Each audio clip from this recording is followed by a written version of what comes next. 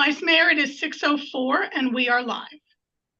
Thank you. And with that, we will start today's City Commission meeting. And Madam Clerk, could you call the roll? Yes, Mayor Betty Resch is absent. Vice Mayor Christopher McFoy Is present. Commissioner Sarah Maliga. Present. Commissioner Kimberly Stokes. Here. Commissioner Reynaldo Diaz. Here. And the Pledge of Allegiance will be led by Commissioner Reynaldo Diaz. Pledge allegiance to the flag of the United States of America and to the republic for which it stands, one nation, under God, indivisible, with liberty and justice for all.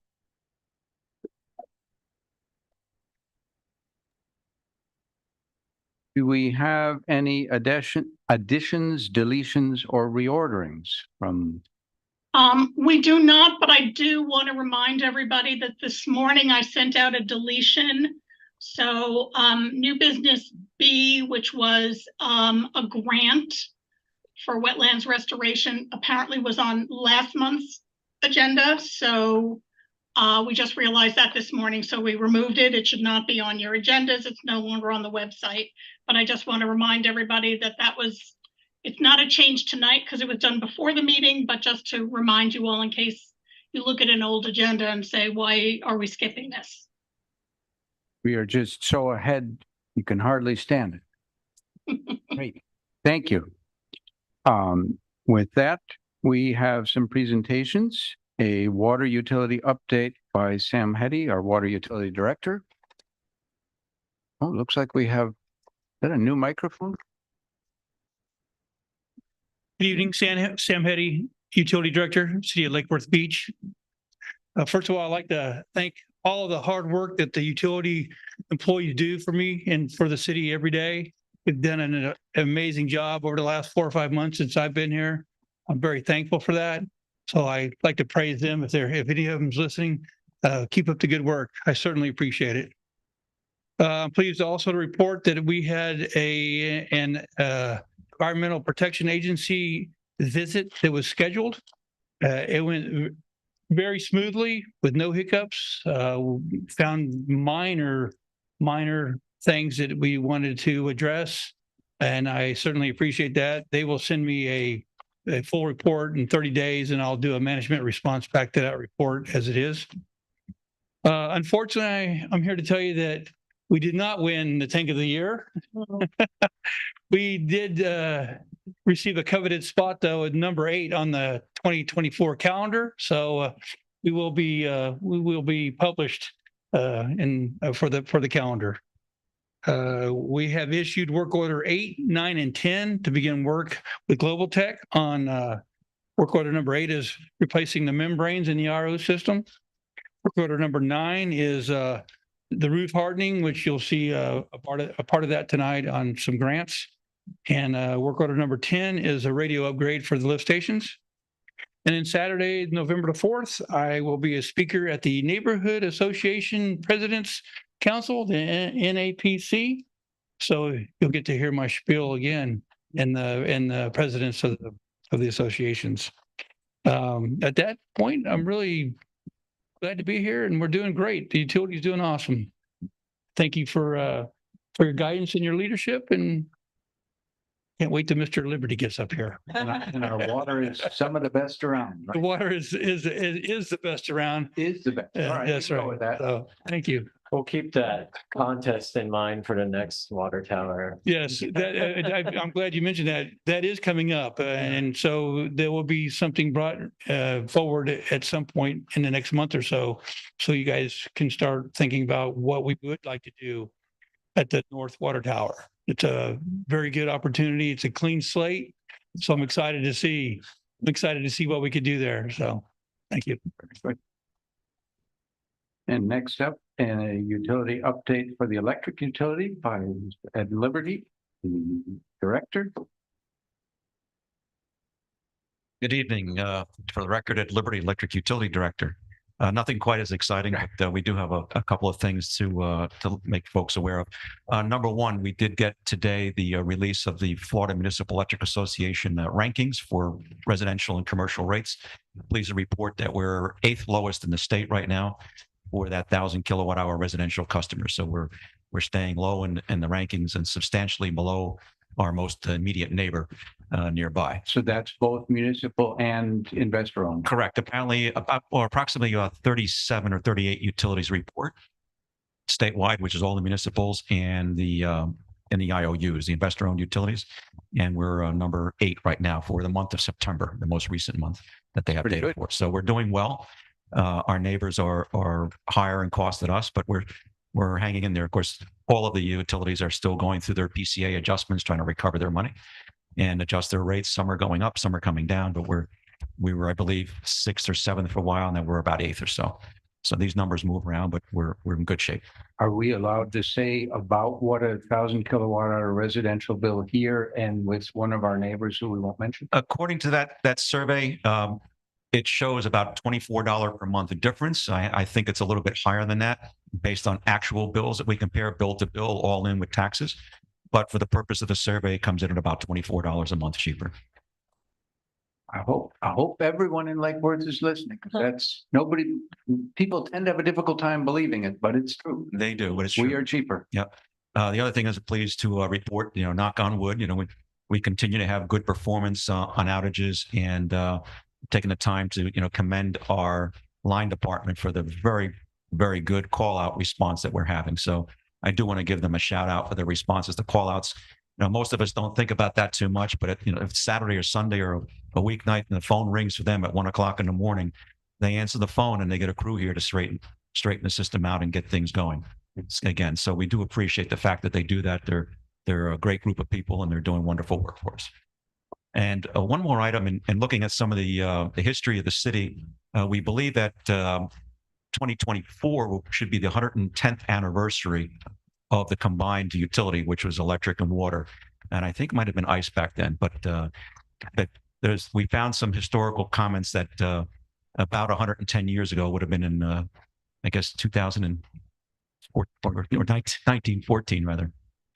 They lit the avenue. They may have created the city about 6 to 9 months or a year earlier, but there's a report of having lit up the avenue for the first time. So we'll be working with Lauren Bennett. We want to do something appropriate in 2024 to recognize that 110th anniversary of having an electric utility of our own.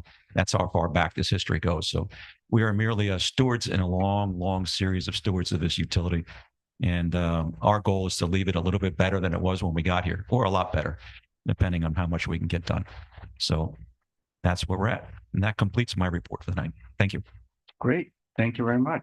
That's big news. I think next year is 100 years for the theater too, the Playhouse. And it's like, you think about what our area looked like then, not only was it environmentally incredibly different, but the lagoon was a freshwater lake. So it was drastically different in so many ways. So it's pretty incredible to think about that history. Yeah. Thank you. Madam Clerk, do we have any public participation from online or, well, online, I guess? Mr. Vice Mayor, we have no online public comment for any item tonight. Okay, we do have one in person from Mr. David Sims, if he would come up.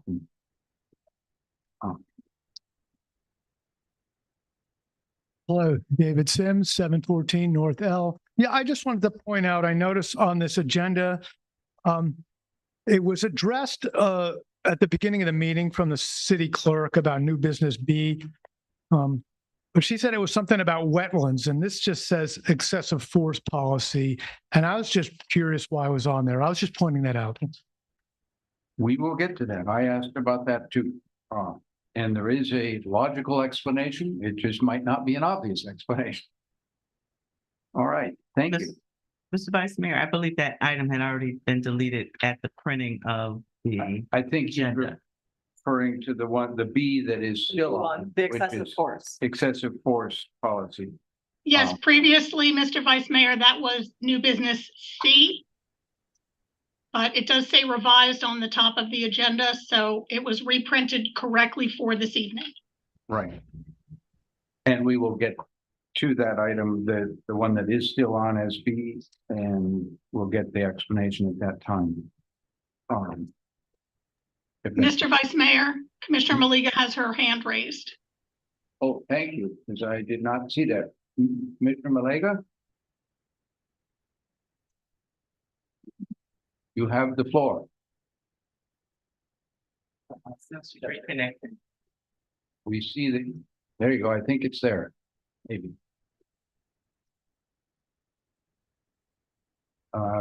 We can't hear you yet. It said connecting to audio and then it didn't. I'm not quite sure what it's doing at the moment.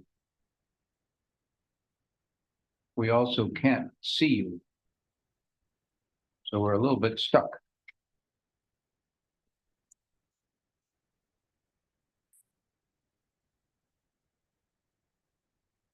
In a pinch, maybe, I don't know if Commissioner Malega, if you can hear us, but you could as perhaps a backup, either call the clerk or call Shona. And get a message to us that way if that works. Unless anybody has any other good suggestions for the No, technology. I was going to suggest we can move on to the next item and we can circle back to Commissioner Malega when she gets connected. That sounds good. And with that, we'll move on to approval of the minutes. Looking for a motion to approve December 26, 2023 minutes. Motion to approve. Second. And all in favor? Aye. Aye. Aye. Okay, we'll go with 3-0 for now, because we don't know if Commissioner Malega can hear us. Now I'm looking for a motion to approve the consent agenda. Motion to approve. Second. All in favor, say aye. Aye. Then we will go with 3-0 for the moment. Unfinished business. We are looking for an update on the purchase power cost adjustment, the PCA. And I suspect that's from our utility director, Mr. Ed Liberty. Good evening.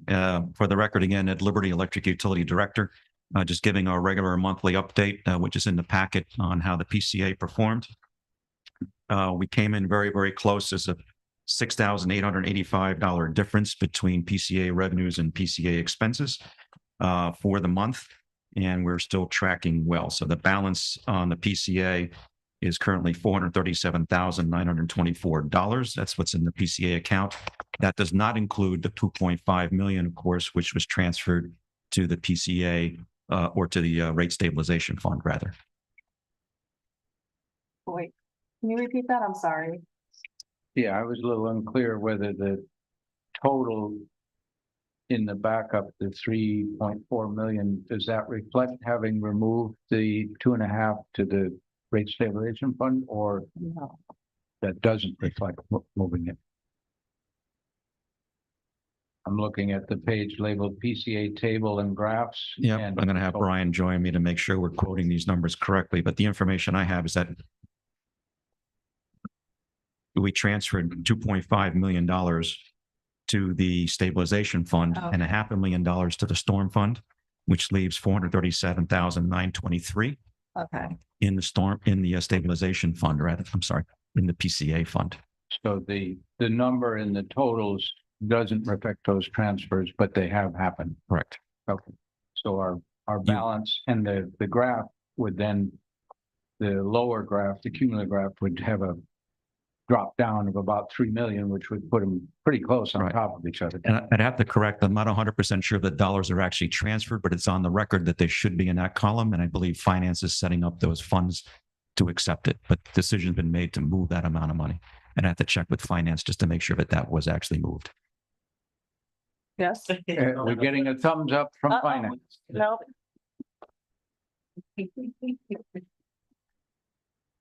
We are tracking it as if it had been.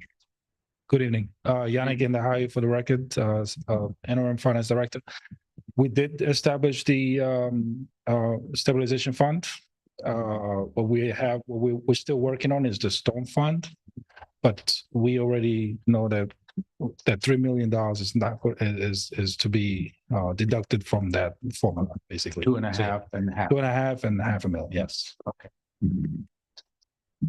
Commissioner Stokes? Okay. Question for anybody? Both. Okay. Don't go anywhere. Don't go away. I was a little confused last month why we're not transferring the full amount over to rate stabilization, but at the time I think we were worried that we might be under collecting for a few more months, and by the time we actually do the transfer, like that full amount wouldn't be there. But eventually I just don't like having money in two different places. I hear you. So eventually will we even this out and not have a floating $437,000? Right. So we agreed on the 3 million, which is 2.5 Right. stabilization fund, and then the other $500,000 to the stone fund. But at the time, I think we had anticipated to continue operating at a loss between the revenue and expenses. But it looks like it's changing directions now. So it's up to the DICE to decide, okay, let's move the remaining balance to the either stone fund or the stabilization fund. Okay, So this is something we will need to revisit basically. okay, thank you. Because I think if I'm correct, I think we were anticipating to lose 200,000 every month, basically. So that's why we left a little cushion there in case we were going to be experiencing those losses. Yes. Okay, that was my memory too. And then, so is there good news that we thought we were gonna come in under or at a loss in September, but it looks like we actually brought in around $7,000 more than we paid out. So was there some positive unexpected thing that occurred last month? Usually what happens when we get a situation like that, it's either we sold more energy than we expected when we set the projection, because remember, you're trying to recover a fixed number of dollars over an assumed sales number. So if you wind up selling more than you assumed, you wind up collecting more, or natural gas prices came in lower than we thought. So I'll look to Brian, I use my lifeline and say, which one of those do we think it was? We think we sold more electrons, and it's more than that. It's more payments came in because what we base our revenue projection based on what we think will come in terms of cash, which could be different than the amount of megawatts that we sent out for that period. But generally speaking, we got more cash in to pay for power than we expected. Okay. But this is really our supplemental power that we're purchasing. That's correct. Would Well, be purchased by- it's supplemental power, it's transmission, Right. it's fuel for our own power plant, but it looks at all of the power that we bought in above and beyond what was needed for or from St. Lucie. So would it be fair to say, to describe it as it's the variable part of our power Pretty much, yes. expenses? Because we pay some fixed amounts for some base rates. And then this is the stuff that depends on how hot it was in August, et cetera. As Correct. well as how we do at people paying up all their bills is also a variable in there. Correct, because it's all done on a cash basis. Yeah. Which is 45 days probably behind where we actually bought the power. There's always a lag there. No, I get it. I get, I don't understand why the amount of energy that we buy and sell would change the over under, because are there fixed costs in here that I'm not aware of that get distributed over more? So Kilowatt hours. let's look at this way. I'll use a very simple example just for the sake of understanding it. Let's assume that we say, or we predict that we're going to sell 10 units of energy for the month. And we base our expense, our cost recovery per unit of energy based on an assumption that we're going to sell 10. And then we sell 12. So in theory, we've collected 20% more than we need because we sold 12 units of energy, of course, minus the cost to serve the incremental amount, which will show up later. So you're always working off a projection, and then you true them up with actual bills as they come in. But then didn't we also have to buy more energy than we predicted? That's, I guess. Yes, but there's, simple way Yeah, of there- viewing it as a pass-through cost. So the more energy we buy, the more energy we sell, and it just passes through. It shouldn't change the rate. Correct, but keep in mind that the payments for that energy don't coincide with the same time period in which the expense is incurred. Okay. There's a lag. So that is There's a lag. It's We're- squishy the around lag the, that is doing this. Correct. There's always going to be a lag because we do all of our accounting effectively on a cash basis. So revenue is not revenue until it's paid. It's paid when paid. Okay. Generally speaking, Yes, except for at the very end of the year where we do a true up yes. and reverse an accrual, but that's pretty much what happens. I don't know whether Commissioner Malega can hear us, but if you have any questions, I'll try to keep an eye on hands up on the screen, but I may not see it always. I think if I may add, the important thing to remember all of this is that a projection is a projection of where what we think is going to happen based on a process and methodology for coming up with that assumption. It's always then trued up at least quarterly to an actual, what actually happened. So what you see from us on a monthly basis is a kind of a running tally of how it's going. And then quarterly, you'll see that actual true up and whether we recommend or you decide as a policy to raise the rate or lower it. But it's always trued up. So a projection of what we think is going to happen, and then we true it up to what really happened. And the projection is largely based on temp. Not only, but I would say the amount of energy is largely driven by temperature. We are a very temperature sensitive customer, if you will, because we have such a large percentage of our customers that are residential as opposed to commercial. Commercial customers don't seem to move a lot with temperature. Residential customers do move a lot with temperature. So if you have an unusually warm or unusually cool month, it can really move your projections above and beyond where you thought. It's also made more difficult because you have customer growth, more customers this year than did last year. And so not only do you have more customers you're buying energy for, but the trend that we've seen is that even though we have more customers and more efficient homes, overall, we're using more energy per customer. So that seems to be growing a little bit. So the projection is always a little bit, not necessarily a crystal ball, but we're trying to project what's happened based on recent trends, what we saw happen for the same period in the prior year. And then to make sure that we get it all correct over time is we always then true it back up and say what actually happened, separate aside from the projection, what actually happened. It'll never get to it. You'll never see the PCA come in here and we'll come in here and tell you, hey, we got it this month or the $6,000 to the flood. It'll never come in here and say we got it zero. We got exactly perfect on our projections and exactly it's not going to happen. Right. The payment that came in, that'll never get it to its zero. So it's going to flow. Too many variables. Or if you do, you should rush out and get a lottery ticket really quick. Yeah. And you know, one of the in hindsight, one of the good things is that we are doing this on a quarterly basis, for example. So if we had waited to do this once a year, the way the resolution existed for probably a decade or more, we would have been in a very, very bad cash flow situation as a city when gas prices went up. So doing it quarterly ensures that we're truing these things up relatively close to the time in which the expense was incurred. Is there a way for us to know, so looking back at September, even though there's a lag and we don't have all the money coming in, or we maybe haven't paid all our bills, so it's not a precise number of if we were really in the positive or negative? Is there a way to know, like, I forget what our PCA is right now, the rate, I have it somewhere. What are we, 30 something, or?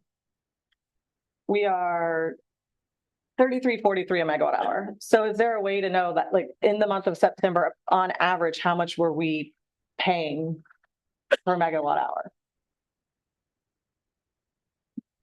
The answer is going to be yes. What I'm trying to do is to make sure that I don't disclose a confidential number. That we can give it to you on a gross basis, which would include capacity, energy, transmission, and fuel that we bought. Right. But I can't get into the details of exactly what we pay OUC per megawatt hour of energy or per megawatt of capacity. Right. So I have to be very careful not to put information out there that would just inadvertently disclose that number. Yeah, one number that encompasses everything, just to get a check on. I appreciate the over under of every month, but if there's a lag and it's really not it might not be the actual data that's giving us a clear picture of like, are we charging the appropriate amount? So if we're charging our customers $33.43 per megawatt hour and we're paying 20, then no, we're not charging the appropriate amount. Or if we're paying 50 for all the costs that we're supposed to be passing on, I'd like to be able to compare in a way, and we can get into this in the next item, which is the discussion item. No, it would not necessarily match because you may be carrying a true up or an under or over adjustment from the prior month or the prior period. Right, So yeah. if you under collected in a prior month or prior quarter, you have to over collect in the next quarter to bring you back to neutral, if you will. Right. I think I want But we- to move away from that. So I think we're going into the discussion part here. So sorry. Thank you. I just needed clarity on that. And Commissioner Diaz? This question is partially for the next one, agenda item too, but this is all helpful. I'm having trouble with my computer now, so I'm not looking at it right now, but one thing that kind of was a question that was sticking to my mind is in terms of like the unpredictability. We've talked about this before. A big part of that equation that's so hard to pinpoint to an accurate zero is because it's dependent on weather and climate and national demand. And I was curious, just like how far, when we sell our electricity on a grid, how far can we look on a national grid, you know, that demand is for, if that makes sense? I mean, like, you know, right now, for example, Bozeman has unseasonable snow right now. So their demand is probably increasing at an unexpected time. But like, does our juice that we sell into the national grid, it doesn't have that far of a reach. I would assume it's mostly southeast. Correct. We are really not linked to the national grid, and technically there is no national grid. There are a series of grid operations across the country. I want to say about 7 to 9 or so. So we are not connected to them. We in the state of Florida have very limited transmission that goes out of state. So most of the generation that is produced or needed in the state is produced and used in the state. And about 75% of that is tied to natural gas. If you look at the statewide power grid in itself, and even without that, in that grid, there are at least three major systems off the top of my head. There's the FPL system, obviously OUC, which is not as big as FPL. You have Duke, and you have TECO, which is Tampa Electric. So those three are all interconnected. And then there's a Florida Municipal Power Pool, which is restricted. So the price of energy, and I know you used the example of Bozeman. I know you don't think we're linked to Bozeman, but there's no relationship there whatsoever. Our prices are driven more by the cost of natural gas in the Southeast. Okay, yeah, because that was the second part. Is since we're not selling directly, I assume because we're on a peninsula, it's really hard to connect. So then the price that we see affected is not at all that. It's just because of the overall effect of fuel costs and demand nationally. Correct. The grid price in Florida, there's not a lot of transparency to the grid in Florida, other than what the Florida Municipal Power Pool trades or sells power to its members at. That, generally speaking, that grid price in Florida for all utilities is probably about 75% tied to natural gas. And of course, there's the cost of the capacity and the opportunity cost. And then where you are on the load curve, because as you get into a very, very warm day or high load day, the marginal cost is much higher, you will, than the first third or bottom half of the curve, right? The top of the curve is getting steep and more expensive. But we do track on a monthly basis our actual costs, regardless of true up. We do track that, and we have that in great detail. Do we have any more questions for our finance director? Shall we allow him to sit down? Commissioner Malega, I see that you're back. Did you have any questions either for the finance director or for Mr. Liberty for item? No, I do not. Thank you, Vice Mayor. I'm sorry. For some reason I have to be on my phone because my city laptop does not like that I'm not on a secure website. So I apologize for the disconnect. But no, I'm good. We're glad you're back. I'm here. However, One little comment I'll make just because it's curious.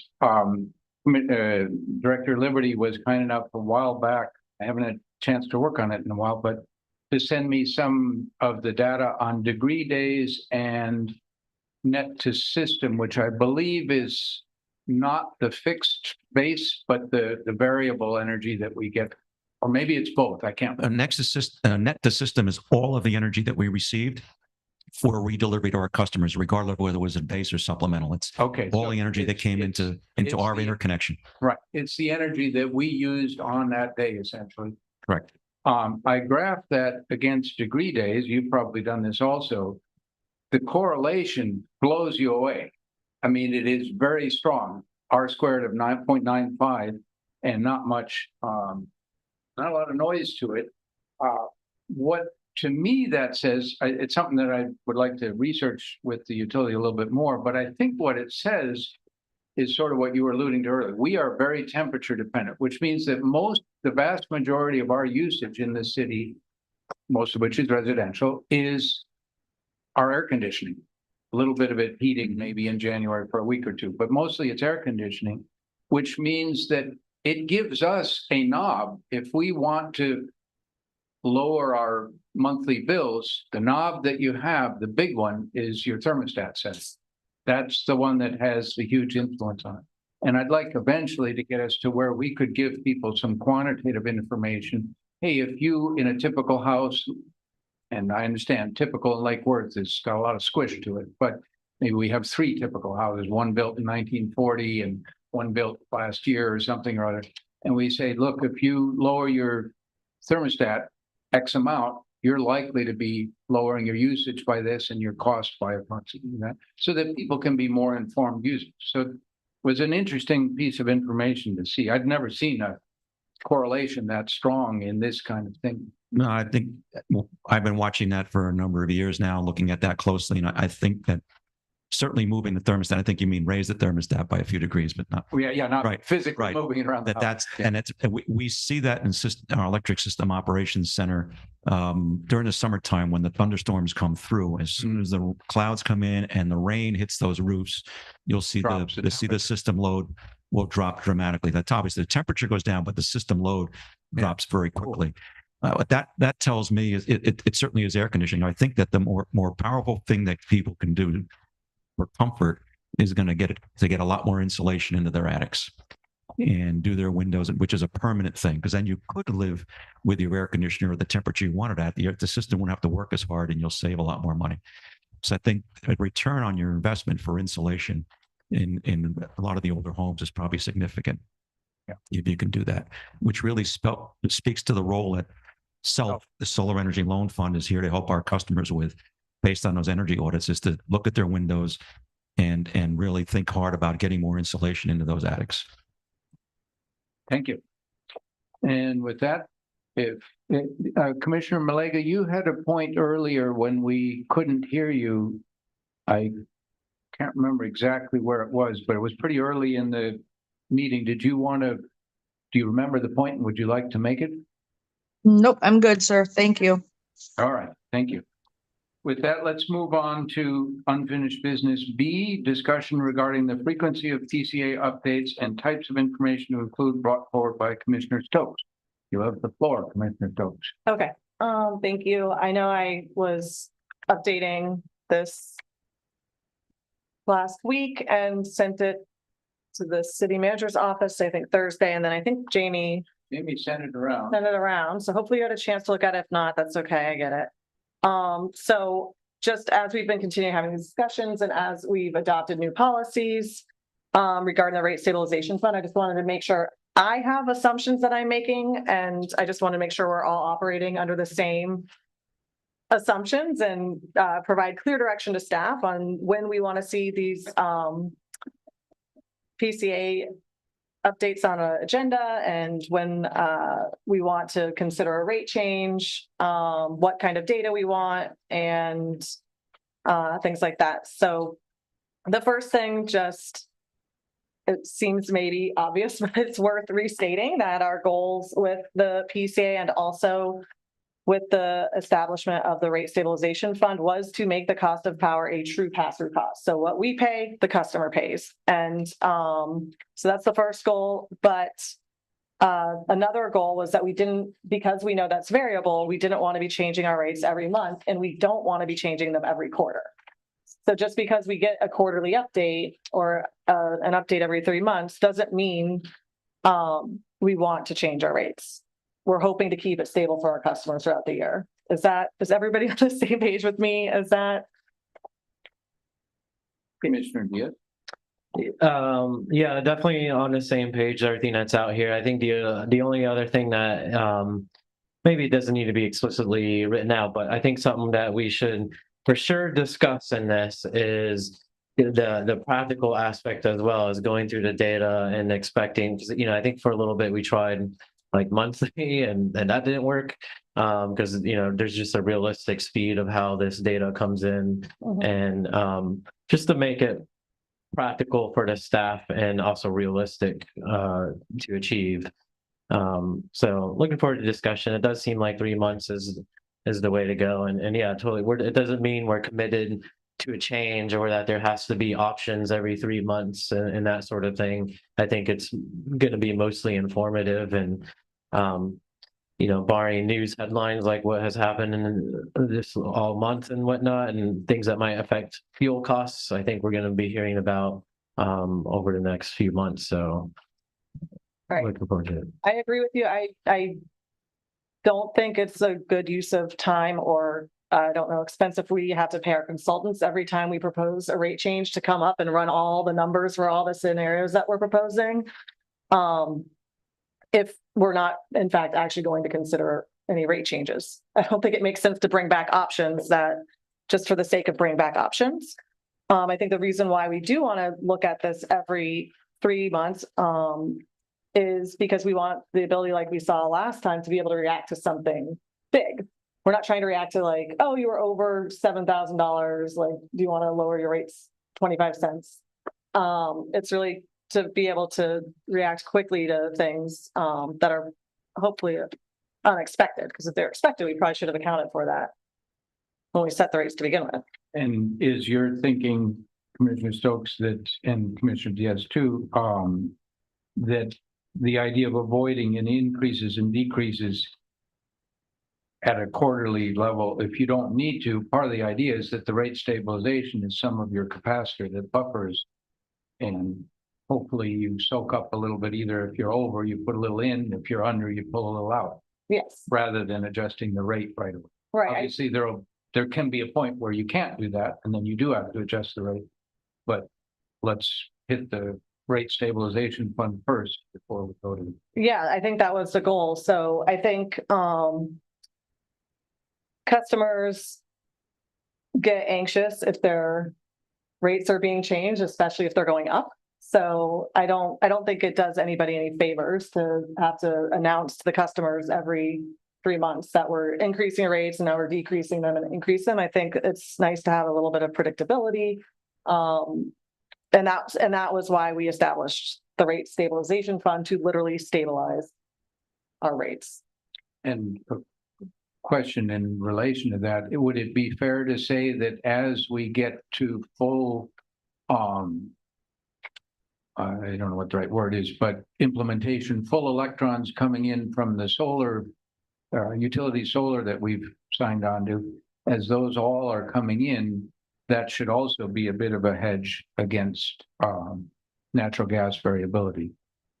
The answer is yes, it will. It'll drop us from about 55% dependent on natural gas to about 40 to 45% dependent. So our price exposure to natural gas will decrease. I do want to point out something to keep in mind is that when we do the projection under the current process, we're using a projection of what we believe natural gas prices will be for the forward 3-month period. So we're not projecting ahead for 9 months or a year or 6 months. We're only looking at that 3-month projection. So there are times of the year when we would expect natural gas prices to go high.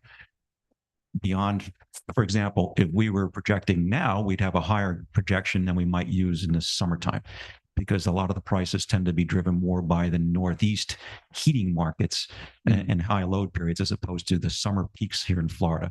So it could vary a little bit seasonally, but we just have to keep that in mind. We'll continue to project 3 months in advance. The question is, if we go back in time, when we first started this PCA discussion together, you asked for a quarterly, we call for quarterly reviews.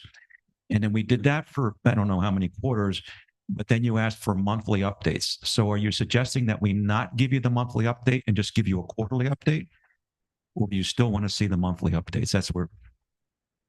I think, to Commissioner Diaz's point, we're probably at a place where we can handle the quarterly updates. I don't think it hurts to do a small update every month if you have the data available. You don't have to do an extensive one. So like with all the graphs and all the, there might just, this is what happened since last month, this one new month, we were over, we were under. Like, I don't think we need to have a very extensive update every month. And my recollection of the history was we had to raise prices a lot, like really quickly, because of the natural gas prices just going through the roof. And so we didn't want, my hope was, you remember at the time, that this was a short-lived thing. So I didn't want to react to such a drastic increase in prices and then keep those rates that high for an entire year. So that's why we said, let's bring back the quarterly update. And then once we finally got to a point where we were gaining money, we're gaining our money back instead of stopping the loss of money. Once we were in that recovery mode, it made sense to keep an eye on it monthly to see when are we going to hit that break even and go from there. But I think if we are finally at the place where we feel pretty stable with our rates, I think a quarterly update would be sufficient. However, if anything happens, I think you would update us, right? Like last month, this thing happened that nobody expected. So here's how it impacted. We would. We would. And I think from the standpoint of the workload, staff may not agree with this, but I think for our own purposes internally, we'll continue to track things monthly, even though we may not bring you back a full formal report. I'd feel more comfortable rather than wait till the end of the quarter and have to go back and make sure we got all the numbers is internally we keep up with it for our own purposes in court. So we don't have to do all the work at the end. Vice Mayor, Commissioner Maliga's hand is up. Thank you. You can see that, or you're paying better attention to that. Right. Commissioner Malega? Thank you. I have to say, I kind of agree with Commissioner Stokes. What if we just went back and just had a balance update instead of a full dive? Like, here's the balance, here's where we're at. So at least we can keep an eye on what the stabilization rate fund is and what our over and under is. I don't think we have to do the deep dive and bring Stantec in and put all that extra manpower behind it and hours. But I do think that a balance update every meeting would be us being fiduciary responsible. Thank you. I think you may not see it, but there's general agreement to that. I think Commissioner Diaz. Yeah, there's definitely agreement with that. I mean, I want us to always be careful and not to put the blinders on you guys, because you just never know. Let's say hypothetically a certain group threatens to take half the world's wells out of the market. I'm sure you're looking at that because it's going to have an effect, and we can get those updates as needed. And similarly, I kind of like how we've been talking about it. We have this threshold. We know what we want in the account, if you will, in the fund balance to be effective, but we're also not saying, if revenues are X over, then we put Y percentage into the account. We're not super rigid. We still have to have that flexibility to look at the situation, because it's just been, it seems like every month it's like, what else is going to happen that's going to make it a nail biter? So we need that flexibility still.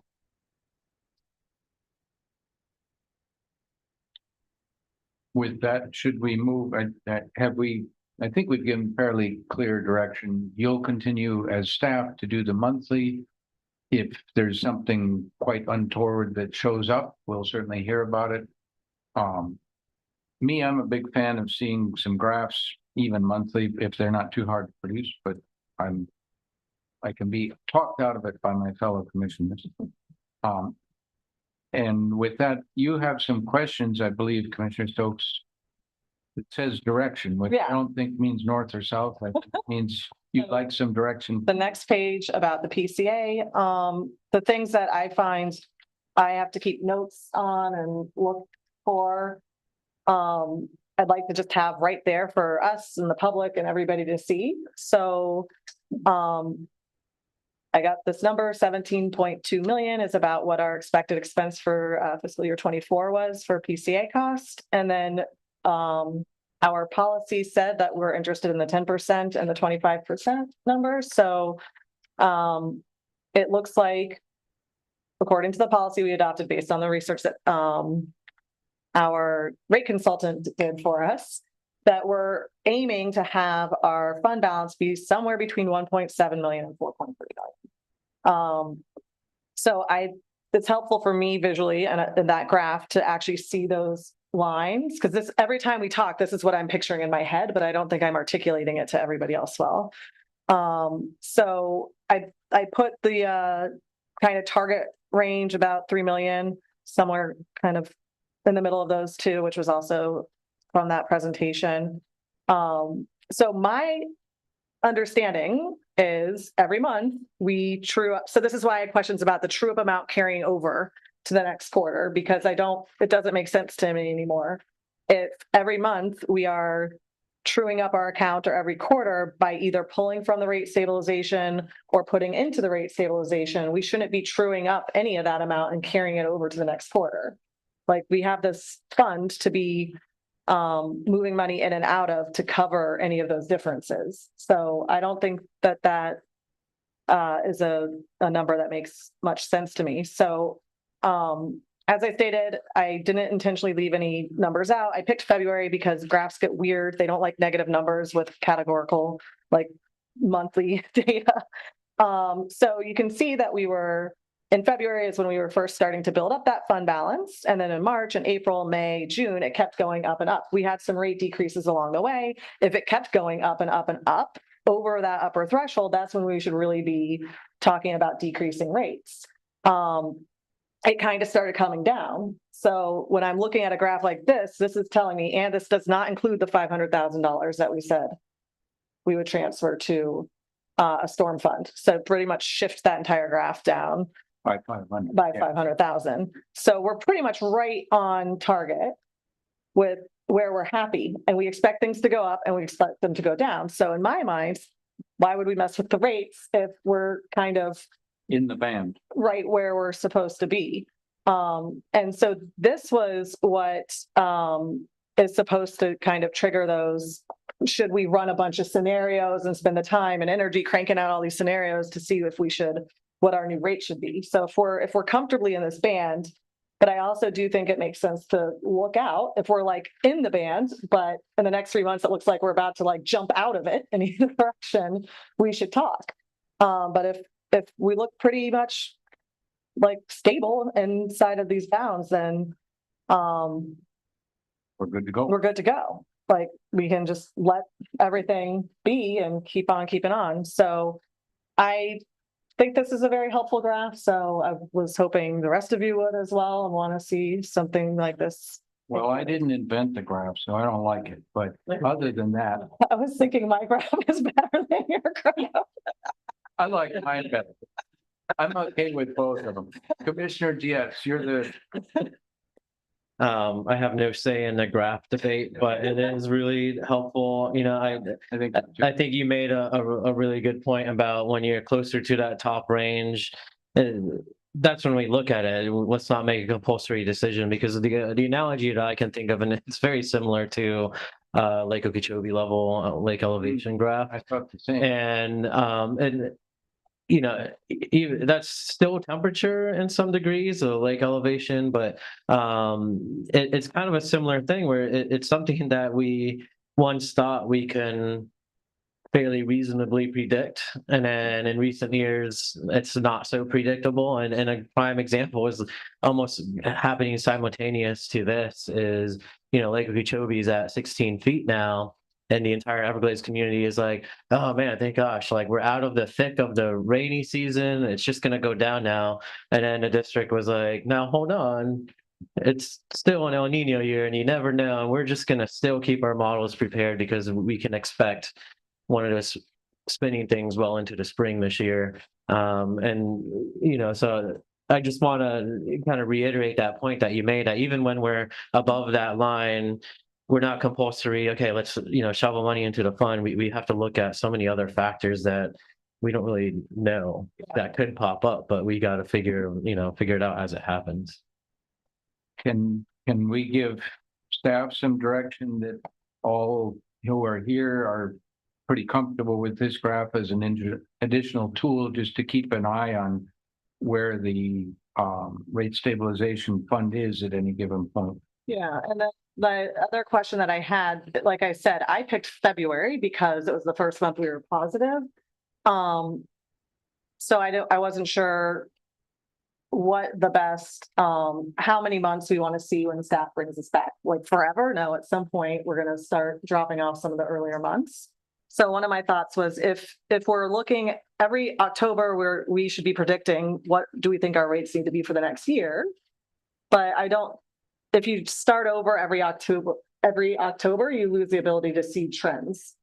If you just like hit, I'm going to see October and then November and December and see those adding, and then I'm going to like clear it the next October. So I didn't know and we can tweak this later. I don't want to spend all of our time talking about this. My date ranges here were not intentional. I think they should be intentional. We want to be able to see trends over time. Yeah. So do we always want to see 12 months? Do we always want to see, and you just. I would think 12, maybe 18 months, something. And this is a question for you as the graph maker and also for staff. Would it be of any use and would it be possible, which I don't know, that one put in addition to the solid line for the past data, that one say, look, our prediction is that we're going to be, and even if it's just directional, not necessarily magnitude, but we think it's going up, we think it's going down, or we don't know. And any of those would be legitimate things, but it gives us some idea. No, that's a good point. I do like the graph. I'll say that we can do that. What we'd like to do, I think, is track this from day one, but maybe you want to see a rolling 12 months, but know that we have the full, right, all the way back to day one. What's day one? When we started the PCA was December of 2021. Okay. Yeah, that's when we turned on the You're gonna PCA. keep the data. Yeah, we have the data. So, and that's actually in the report, which we've been giving you, that's the data all the way back. So we can track it. Maybe for the meetings, you want to see a rolling 12 months, or do you want to see a fiscal year? I don't know, but we could do a rolling 12 months. And the other thing I'll point out, you mentioned moving money in and out. Just a reminder, staff won't move any money unless there's a vote telling us to move money. So the money we call it, it's like in the lockbox. It's in that stabilization fund or the storm fund. It doesn't move without your approval. Right. But the nice thing about that graph is, let's say that we see that it's headed for the top and it gets pretty close to the top.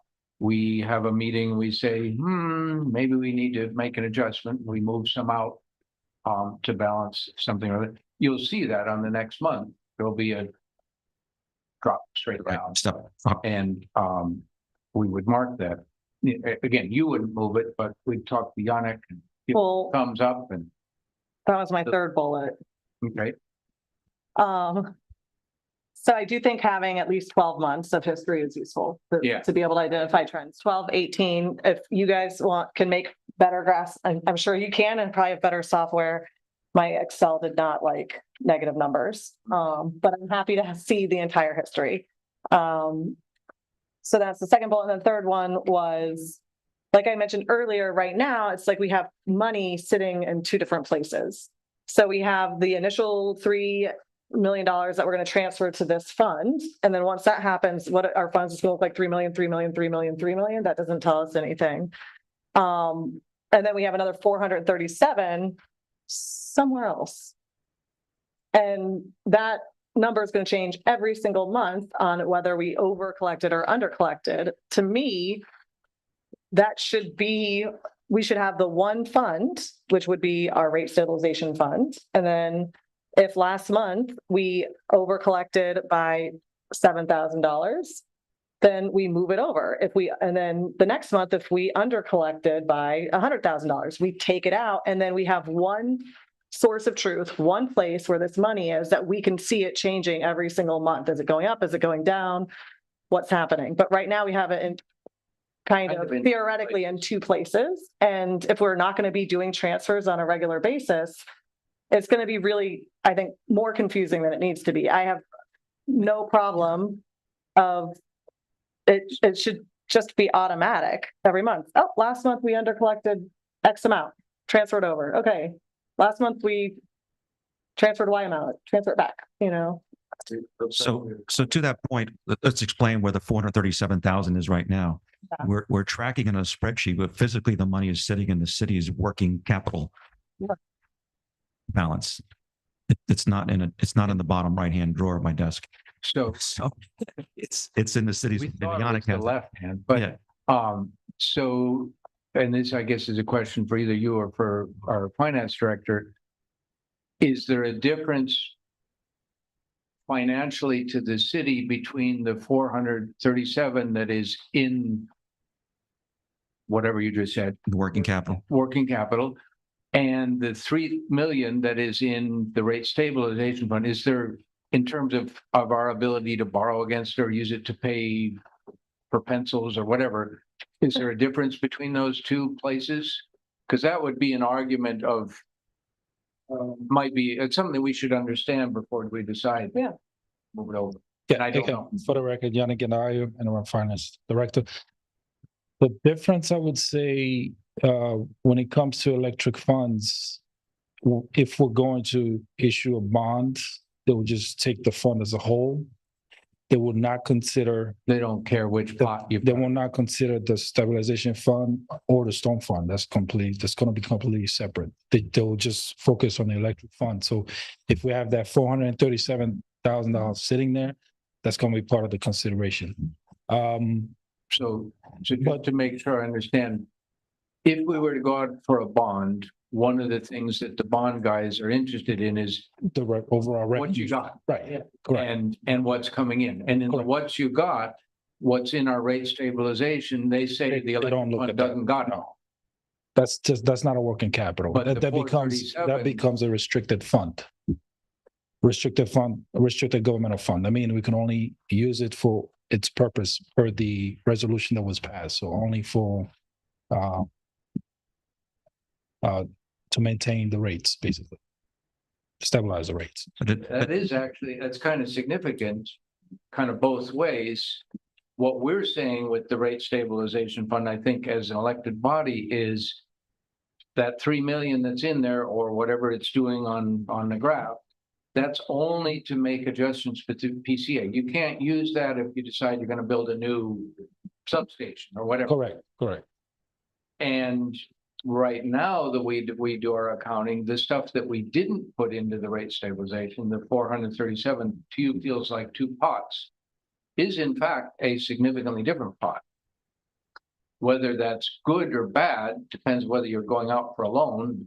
You'd like that pot to be bigger. If you want to make sure that it's protected as rate stabilization, you want to put it all into the rate stabilization. Are we trying to keep that balance of 437 to use as working capital, or it's being used as a secondary rate stabilization? No, Are we pulling from it to pay our bills if we It was- collect enough? remember, we just kept it as a cushion because we didn't know what direction we're going, right? So now that we're going, it's working in our favor. We could, transfer it either to the stabilization fund or the storm fund also. That could be an opportunity to Beef up storm fund. right. Or we could just wait for, I don't want to say the word until the season is over, end of this month, and see where we are. And then decide on a monthly basis. You could decide now if you want to transfer the funds to the stabilization fund. And then if we, God forbid, something happens, we can transfer the money right back. In general, does it make sense to you, though, that keep that 437, whatever, aside for now. Does it make sense that each month we should be looking at our rate stabilization and truing up? What did we pulling from it to cover any under collection and putting into it any over collection? Or are we taking that 437 and adding to it when we over collect and taking from it when we under collect? Because then our rate stabilization fund is just a Sitting there, doing sitting it. fund, not doing what it was supposed to do. I would just revisit it on a quarterly basis, otherwise we'll have monthly transfers because it's always gonna go either.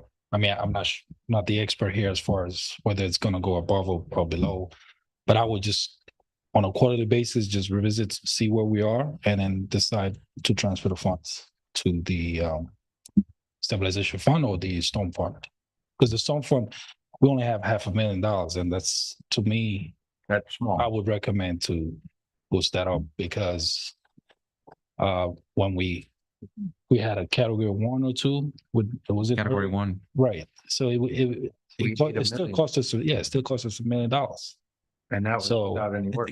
I think you could, Commissioner Diaz, and I have a further question for you, Right. but I guess my only thought is if we're regularly truing up, is there kind of a threshold where, are we compromising how you've already set up this fund and the wording for it and whatnot? Are we compromising if we're moving even little bits of money in and out to true it up? Are we kind of compromising the original purpose? Do you think we have to change it? We will not be compromised. Because if I remember correctly, the resolution stated that any withdrawal or transfer in would have to be approved by the commission. Okay. Yes. just for us to understand, the same with the rate stabilization would apply to the stormwater fund or not stormwater, storm Well, the storm fund will be, something or other right. fund, too much STAs, but, it would also not be considered working capital because we're saying, no, this is not a rainy day fund. This is a storm only fund. correct. So it does change our bond picture. It does change our working capital picture. Maybe that's a good thing. I don't know. I think it's a good thing in the sense that, well, we want to not consider that we have that except for that one use. I'm with the finance director. I would let it sit there quarterly because if we say we want to do it monthly, we're back to producing the very detailed monthly reports. Yeah. Because you wouldn't want to make the move without seeing those detailed monthly reports. So I would suggest quarterly. And at that time, it's purely a judgment call. I mean, we've set a trend now. We have 1 month where we were $6,000 or $7,000 off. So there starts a trend. I hope that's a trend, right? That would be great, but we don't bet on that. Right. But look at it quarterly. And if it sits that way for a quarter and you all say, let's move another piece back over into storm fund, or let's reduce the rate, or let's move it to stabilization, you can make that decision quarterly. I would not recommend seeing it move automatically monthly back and forth at staff's discretion, which means it would have to come to you each month. And then you're back into the more formal reports every single month to make the decision. You were, I think, Commissioner Stokes, you were sort of thinking if it's, A standing agenda item that we vote on. or well, it could be that, or that it's kind of if it's a small amount, if you're 7,000 off, just move it in the fund and don't ask us and just do it. But then it gets to the question, well, is that okay at 8,000? Are you okay at 108,000? And there it gets a little more complicated that we need to write down some rules as to who does what. Does it have to come to us? Do you need the full analysis? I think staff's not going to be comfortable, doing it unless we know about it at least. Plus, hopefully this whole system is intended to extend for a couple decades or something or other until somebody thinks of something better. And it'd be good to have some rules that everybody knows how to operate them. I don't think my head hurts at this point, so I don't know if I can come up with those rules, but I worry that the PCA is, when we tell our rate payers, we are passing this cost on to you, except for when we over collect and we want to keep that in our working capital and maybe we'll go use that for the storm fund. if we want to build up a storm fund, then we should add a storm. We talked about adding an actual charge. An That actual is- line item on the bill. I feel like we're just mixing everything back up again, where we were trying to be like, this is what our base rate covers. And if you want the storm fund to be included in that, that's what it is. If this is what our PCA is, it's a pass-through cost. We are not going to keep your rates higher than we should be to build up our storm fund, because that's not what the PCA is. The storm, all that stuff is That was- elsewhere. So this is muddying the waters again by keep saying, oh, we'll just put 3 million over here. And then, we'll look at what this other pot of money is doing and then decide where we want to move it to. May I make a suggestion? Would it be okay if we just transfer the excess and then revisit on a quarterly basis whether we need to transfer it back to the electric fund? Because at the end of the day, it's not like we're running out of cash. It's just allocation for allocation purposes, so that we could say, okay, as of the next meeting, we have close to $3 million in stabilization fund. Now, let's just say 3-4 months from now, just an example, let's say we're at a deficit of about $1 million, then at that point, we can decide, let's just transfer the money back to the electric fund. Does that make sense? No, not the storm fund, PCA. Yes. I don't know if I'm following exactly, but the way that I was picturing this graph was, if we're approaching one of these thresholds, that tells us we've been over collecting for too long. Okay. That's why we're too high. That's why we're going to cross this line. Okay. We can only tell that if we're moving over the over collected amount. If it's sitting somewhere else, then this it doesn't tell us. Or if we've been under collecting for too long, we need to see this coming down. But if we are maintaining two separate funds and we're picking and choosing when and how much and why we're moving things around, then there's no real. Then you need two Data. graphs. And if you're gonna do that, you might as well put it all in one. We can, And have we one. can track them together. So you'll see the balance that's in your storm fund and the rate stabilization fund and the excess that you may have under or over collected on a particular month. And we can track them all. So, we can come up with different colors to show, hey, this is what's in that fund. And then this is your floating number that's coming back. We can put it all in there. You can see it and understand that it's. We can we can transfer it all over. But I still think we need to track two amounts though, is track what's in the stabilization fund, which will be in theory flat unless you make a decision to take it up or down. And then there's the working fund for fuel. So one is a reserve for the other, but you see both. I am okay with having, if we are communicating that is a working fund for fuel. And we always, that only goes up or down because of over and under collection. Let me ask the technical question. We talk about setting a separate fund for it, for PCA working fund.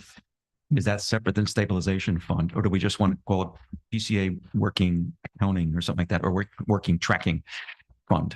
It's not a true fund per se. No, we're not. It's just we're not creating a new fund. I just wanted to check. Right now. This is just the stabilization fund.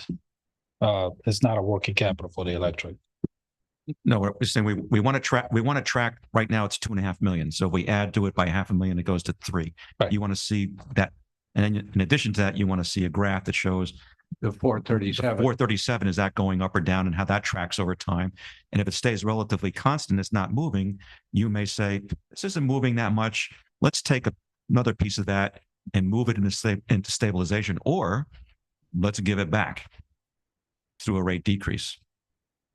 Are you okay, or are we generally okay? And I see we've got some lights on backed up, but if this graph, the one that you've got, were to track both what we're calling the 437, for lack of a better name, and the rate stabilization, but if you track both, and if I think part of what we're trying to do is we're trying to communicate to our ratepayers, hey, we have a plan. We're not just making this stuff up.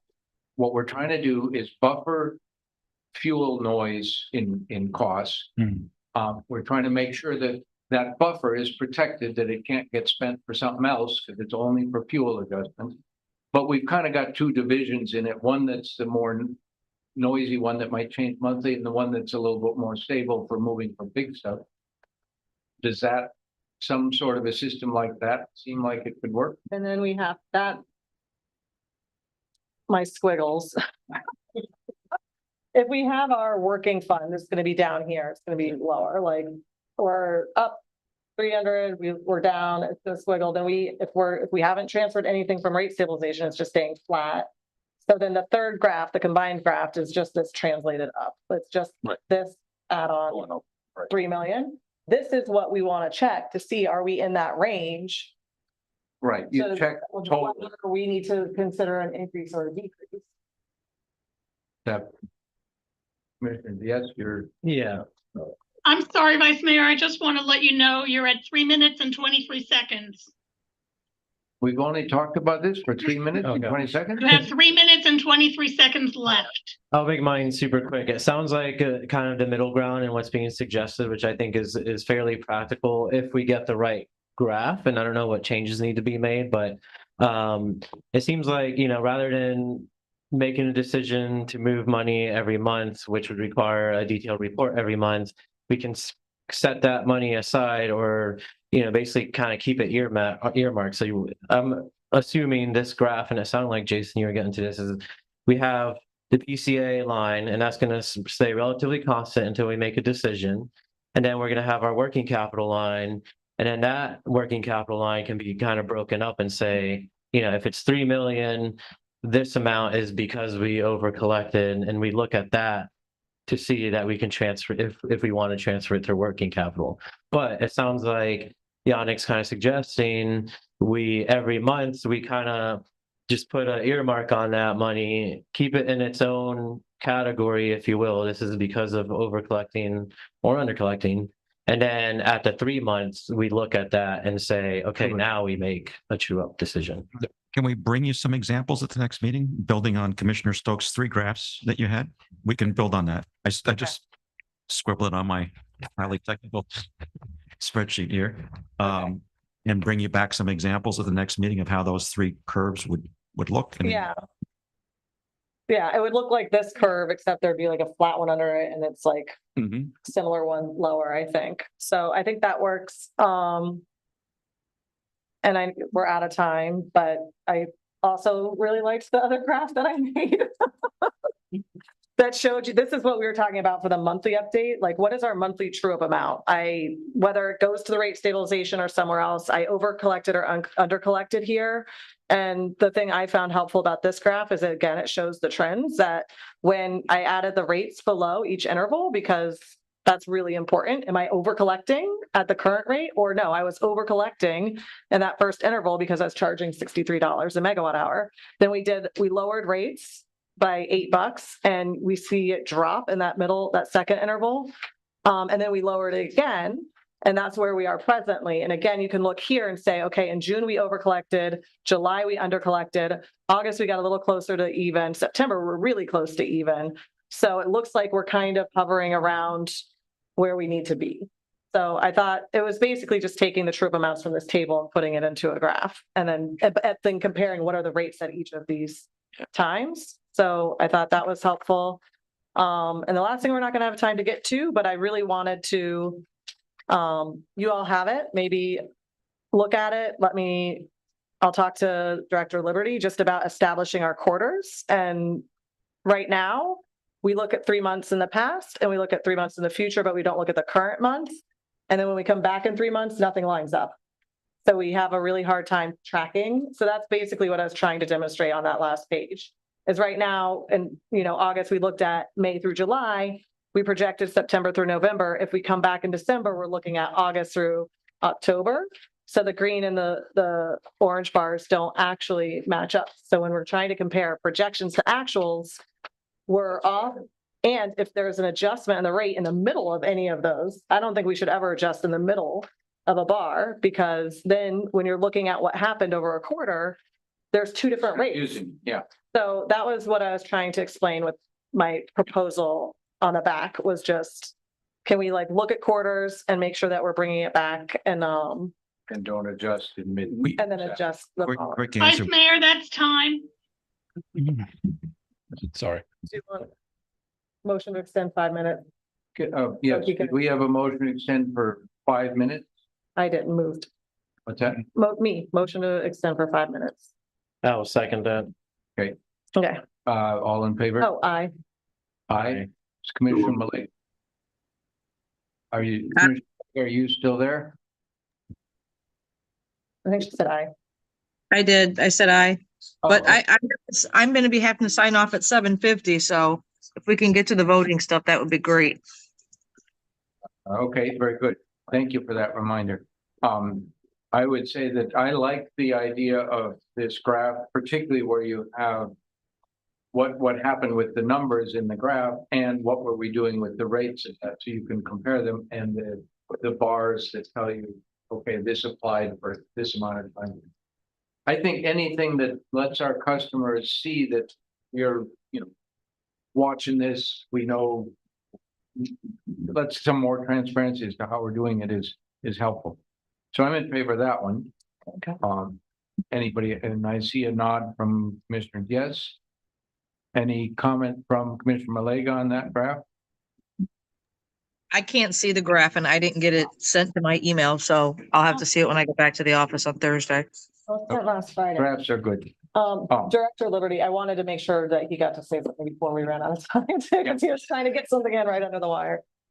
First of all, explain why the nuances of the dates. We started the PCA in December of that particular year, so we're from the beginning we didn't align the fiscal quarters, and we were in a hurry to get it started because we were getting behind. The reason we always have a month that we don't show is that we don't have all of the data in hand to meet the deadline for publication of the agenda. So it has to be reviewed multiple levels internally. Then our rates consultants looked at it. So by the time we get all of the revenues, all of the expenses, and then do all of the review, we can't do all of that in time for that month's meeting. I'm So suggesting there that was include always that. going to be a gap there. I was suggesting, I understand that we won't have that prior month included in the previous actuals. I was suggesting that we include it in that 3-month projections. Because right now, if we come back in November, we're projecting November, December, January. Or we could roll in, and we should have fairly accurate projections because we're projecting a month that already passed, the month that we're in, and 1 month out. And then keep an eye on the forecast. So that way we don't have to wait 3 months to bring back. Right, just What slide the happened? window a little bit to take into account Yeah. that timing aspect. And you want to get us aligned to the fiscal quarters. Yeah, I think it would So be we- good to get us all, because during budget season, we should be setting the rate for the whole year, just like we did in the past, looking at maybe the forecast for the whole year. And then throughout that year, we can track on a quarterly basis how we're matching up. That was my thoughts. We can try to do that. Okay. And recognizing that during budget season, we make multiple passes of this. We probably start in the May timeframe, making our first projection, and we do one each month. We probably wind up doing 5 before we lock it down for the year for PCA, right? Sure. Yep. Okay, And then I'll talk to you about my observations on our formula, because I know we don't have time, and then we can see how if we want to bring it back to another follow-up discussion or run it through the city manager's office to see if there's any changes we want to do there. okay. I think that was helpful. I think we have, again, I think overall what we're trying to do is give our customers as much clarity as possible of how we're coming up with their rates. Right. What are what are the different things? I would remind that we have talked about the idea of having the storm fund, swirly fund, next time we revise the bills, become a explicit line item, and maybe some way of tracking, hey, this is how much we have in there, and this is what you're contributing to in your bill, and why. I'll point out, and this is like a super rare thing, but for whatever reason, when I've discussed Storm Fund with neighbors, more than one person has said they would elect to pay more if it was given an option. And, that's a rare thing in this sort of thing. So if we can give that option, we might as well. Okay, thank you. Okay. I believe then we're on to new business.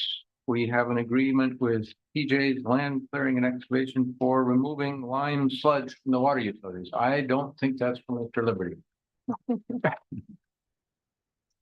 We don't have any sludge in the electric. Good evening. Valentina Sesteda, Assistant Finance Director for Purchasing. This is the our annual agreement for removal and disposal of the sludge, lime sludge for water utilities. We went out to bid. We got 4 bids, and we're recommending award to the lowest compliant bidder, PJ's Land Clearing and Excavating. Apologies. Folks with some equipment to get that stuff out. Do I have a motion? Motion to approve. Second. And all in favor, say aye. Aye. Aye. Aye, passes 4-0. Thank you. Then we have a little explanation on this. God, let me get this done and over with, because I've had more people call me, which rightfully so. Right. Why is a water utility putting together an excessive force policy? But it's to receive federal money. If we were going to receive federal money, the only way we can receive federal money through this housing and community development is have a policy in place that allows for peaceful demonstration where the police officers can't come in and brutally, disrupt whatever's happening. We passed this by the PBSO. They agreed that it is warranted to have an excessive force policy in play.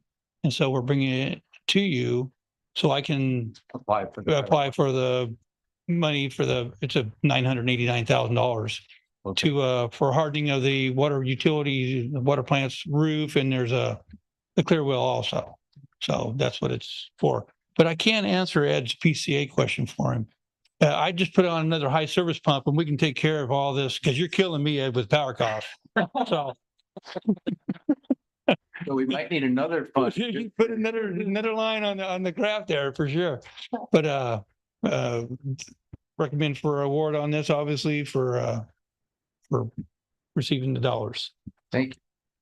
Thank you for the explanation. Yes, there was lots of curiosity about that one. It was not an obvious connection, but the federal connection makes it all make sense. Can I have a motion for that? Motion to approve? And do we need to read? We don't read resolutions. We only read ordinances, right? Correct. All right, doing this right. Actually, I should be looking at my kindly prepared sheet here, which I forgot. Just reading off the agenda. Okay, we don't have any public comment, so a motion to approve. Motion to approve? We have a second. Oh, second. All in favor, say aye. Aye.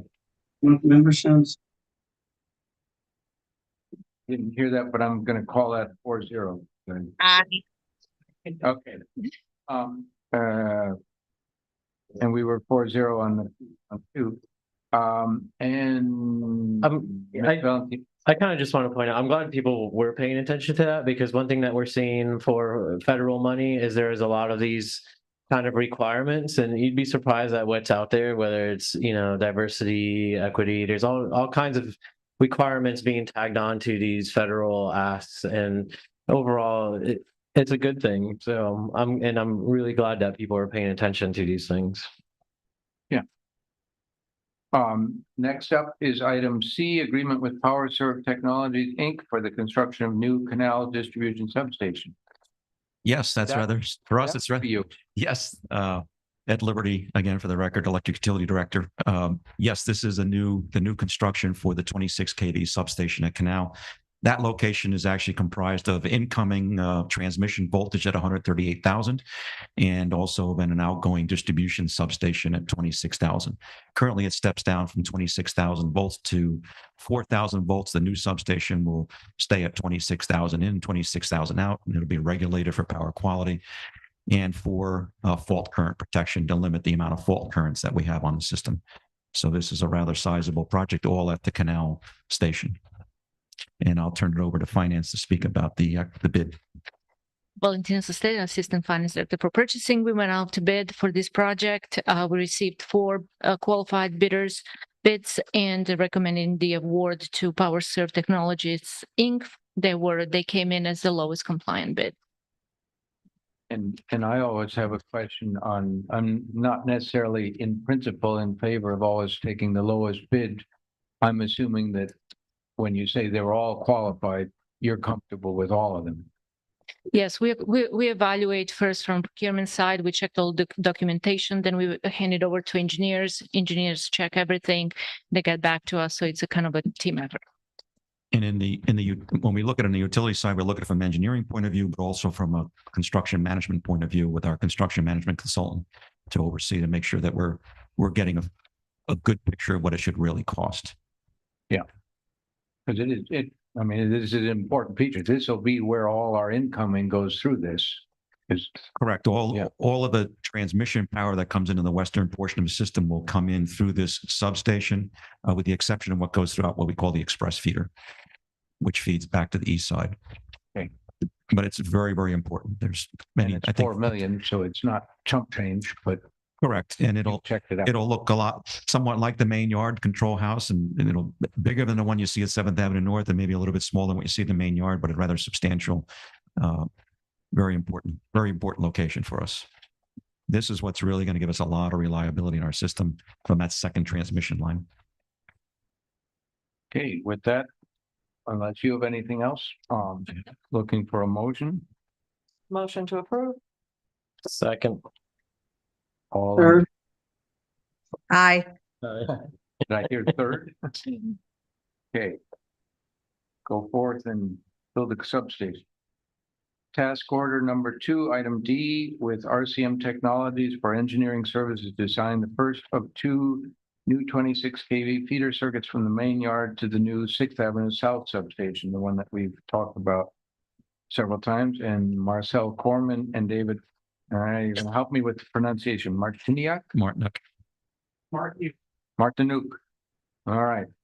So I understand that they're on deck to speak, or I'll certainly introduce them because they're certainly doing a lot of the work associated with the project. David is our assistant director for transmission and distribution engineering, and Marcel heads our project management office. So this project, actually, these two items go hand in hand. So D and E with RCM Technologies. These involve 2 circuits.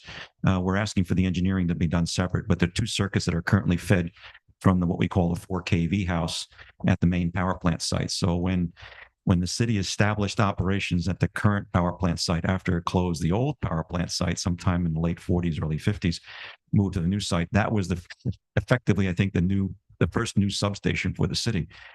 That substation is basically still in service today. We call it the 4 kV house. So portions of the downtown, for example, are fed from there. As we build the new 6th Avenue South substation, the intent is to move these circuits from being fed out of the 4 kV house to being fed out of the new 26 kV station at 6th Avenue South. So this is engineering for the first of those 2 circuits, and the next item is the engineering for the second one. They're 2 separate projects. and the 6th Avenue station will be fed out of the main yard also at 26 kV, I'm guessing. Correct. Not out of the main yard. Oh, through. It's called station, but it is fed from the main yard. Okay. All right. It'll be on a Gotta work dedicated. on my terminology here. So one of the nuances to that is your question's good when it gets to another issue. One of the issues that we have in our system is we don't have a clean sub-transmission system. So part of the project involves making sure that the feeder going to a substation does not have customers directly connected to it. All the customers should be on the backside, if you will, the downhill side of the substation, not connected to the feeder. What happens now on many occasions is we have a problem with a customer who's connected to the feeder.